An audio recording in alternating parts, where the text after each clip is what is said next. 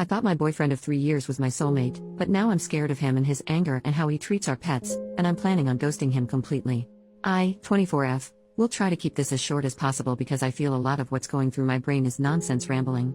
But my boyfriend, 23M, and I met at work nearly 4 years ago. We hit it off right away and formed a really close friendship. We didn't get together until a year later after we went through our own respective breakups. I was so happy after we got together. I felt like I had met my soulmate. He was almost everything I wanted in a man. I started to rethink that in the last month or so. For some context, my boyfriend had kept in contact with his ex even after I made it clear I was uncomfortable with it. After a while I stopped bringing it up because I knew what the answer would be. After a conversation with my sister, I brought it up one more time about 2 months ago. He told me that he had already blocked her. I had never felt more happy and felt a positive shift in our relationship. Too bad it was a lie. About a month or so ago I came home with this gut feeling that something was off with him. So for the first time in my life I looked through a partner's phone. The messages were innocent enough but spanned back far enough to tell me he lied about it ever blocking her. Not only did he lie about not being in contact, he'd blown off a date night with me to go hang out with her. When I confronted him he broke down and said that he had only gone to her because he was feeling upset about his family's situation. He claims the only reason he didn't come to me was because he thought I couldn't handle the stress given my mental illness. At the time I wanted to work it out and forgave him under the condition that he blocked her and came to me about his issues. He got better about telling me things, and as far as I knew he had her blocked. Well, the other night he said he was going out with some friends and would be home late. All of this was fine and normal until I noticed that he had turned off his location and was ignoring my calls. He says that he left his phone in his car and turned off his location by accident. But given that I have more than 2 brain cells, I know he's lying. He got a brand new phone and it has been glued to his hand since he got it, so him leaving it his car seems so unlikely to me. These 2 events aren't the reason for me wanting to leave but rather the catalyst. After both of these things happened, I started looking a little too closely and have noticed some concerning behaviors. The first being I don't think he actually likes me as a person. He talks about how much he loves me, but a lot of his compliments are rooted in my appearance. He says he thinks I'm smart, but whenever I say something that he doesn't really agree with, I'm stupid for thinking that. He's constantly telling me how much the gifts he gets me are despite me asking him not to, because it makes me feel bad for not being able to afford the same caliber of gift for him. Our sense of humor is rooted in being slightly mean to each other. With that sense of humor, we're bound to hit a small nerve every now and then. When I hit a nerve he tells me and I stop bringing it up, but when I let him know that he made fun of a big insecurity he continues to make the same jokes. To make matters worse, the jokes aren't even that funny. Those are small behaviors I feel can go overlooked, but the following are more serious and have been a big fight between my boyfriend and I. The first one being his anger. No matter the situation, if there is any kind of inconvenience he defaults to anger. Small disagreements escalate to full-blown fights because he gets angry and doesn't let me share my thoughts on the situation. And big fights turn scary. We have only ever gotten into 2 or 3 really big fights, but they have all left me feeling scared of him for a few hours following. Now onto the most serious in my opinion, his treatment of our animals. He came into the relationship with a dog and we just got a new puppy a few months ago. When the dogs chew on something or run up the street after a squirrel or whatever, he hits them. I'm not talking about a pop on the nose, I mean our puppy will scream his head off because my boyfriend is so incredibly mean to him. In an attempt to keep the violence to a minimum, I took over their punishments. It's worked for the most part, but there are moments where he gets to them first and I always feel so guilty. I also brought a cat into this relationship, and even though he hasn't laid a finger on the cat, he makes way too many jokes about hurting him. I know I want to leave, but I'm torn between talking to my boyfriend about it or just packing up and leaving one day while he's at work. Any advice? Super teeny tiny update that doesn't require a brand new post quite yet. I'm speaking with my supervisor tomorrow to see if I can get a realistic timeline of when I can leave. I know I can technically leave whenever, but I really love my job and want to make sure that the person taking over my position is completely set. After that has been settled, I just need to wait until move-out day. I also wanted to clear up some of the comments saying that I am controlling for having his location. We have had each other's location for almost as long as we have been living together. It's always been for safety purposes.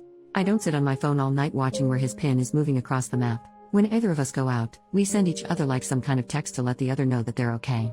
I sent a few texts while I was stuck in traffic and just kind of complaining to him, and then a few hours later I sent him a text just checking in and looking for that like quick thumbs up to let me know that he was alive. I didn't get any response. I got worried because that is not a common behavior for him, so I looked at his location to make sure that he wasn't in a ditch somewhere. Keeping with the same theme of me being controlling. I didn't like that he was talking to his ex and had asked him to block her a few times. I would not give a damn if they were friends if either of them were being respectful to our relationship. Before I resorted to blocking, I had asked him to set up some ground rules and boundaries with her about what their friendship would look like given their past. He did not do this, and she was openly flirting with him and doing things to get him to notice her.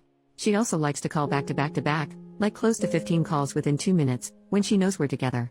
So given that neither one of them respected our relationship when they started their friendship, I feel completely justified asking him to block her. If you think that makes me controlling or some heinous monster, I just don't care. Additional information from OP on how she reacts to her boyfriend's behaviors towards animals. OP, hi, love the enthusiasm, but as this is my reality, I'm not asking whether or not you like the choices I've made. I don't care if you like that I went through his phone. I did and found a truth he would have otherwise kept from me. As for staying with him when I knew what he did with that animals. 1. I wasn't really aware of it until we got the puppy. When we moved in together, his dog was fully trained and didn't really behave in a way that he thought was worthy of a beating. So my boyfriend really only started showing his true colors during the process of training our puppy.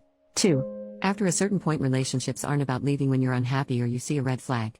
I live with this man, I am under a contract for my job, and my job does not pay me enough to live on my own, especially with pets. Leaving him means that I am blowing through all of the savings that I have collected to find a new place to live, breaking my contract, and completely uprooting my life. It's something that I am in the process of doing, but it is still a very hard decision that I'm making. I came on here to get some advice about how to leave the situation, not to be told that I make bad choices or that I'm not leaving him fast enough. Update: it's been a few weeks since my initial post. This update is not very interesting, but a lot of people wanted to know. At the end of my last post, I had settled on leaving with my pets and was just waiting on move-out day. Move-out day came quicker than expected. Nothing escalated to a dangerous degree, but his behavior changed a lot. Suddenly he was being so incredibly sweet and was talking a lot about commitment. During our last conversation, he was ready to go down to the courthouse and get married right that second. I'm not sure if this is what love bombing is or if it was just him being desperate because he sensed I was pulling away. After that conversation, I knew if I stayed, nothing good would come out of it. So, I called my family to come help me move out after he left for work. I was able to get out safely with my cat and puppy. I wound up sending a message kind of explaining why I left and asking him to never contact me again before blocking him on everything. So far, he's only tried to call me from a different number once. If he continues to reach out, I plan to talk to local law enforcement to see if a restraining order is possible. I'm not a fan of how everything ended, but I am glad to be out of that situation and somewhere safe where I can learn who I am outside of him. Relevant comment: OP should get a restraining order against her ex so he can't come near her. OP, in my state you can't get a restraining order unless there is a proven history of violence or stalking. So a restraining order won't be likely unless he finds me. Yes, we live together and I feel like it would be different if I was still in the area where we lived. However, I wound up moving to the other side of our state. So in order for him to come find me in person, he would have to drive hours. Regardless of him claiming forgotten items or whatever, the distance he would have to drive would be considered stalking in my state, which would definitely make getting a restraining order just a teeny tiny bit easier. I'm not under any impression that it's super duper easy to get a restraining order, but if he were to try and come in person, that would at least be worthy of a temporary protection order in my state. Which that would only protect me for about 6 months to a year, but definitely better than nothing if it comes to it.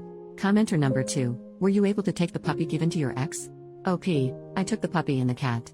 I couldn't take his dog because of legal stuff, but I did leave a message with animal welfare. However, I'm not sure if he got a call or a visit or whatever. I wish I knew more.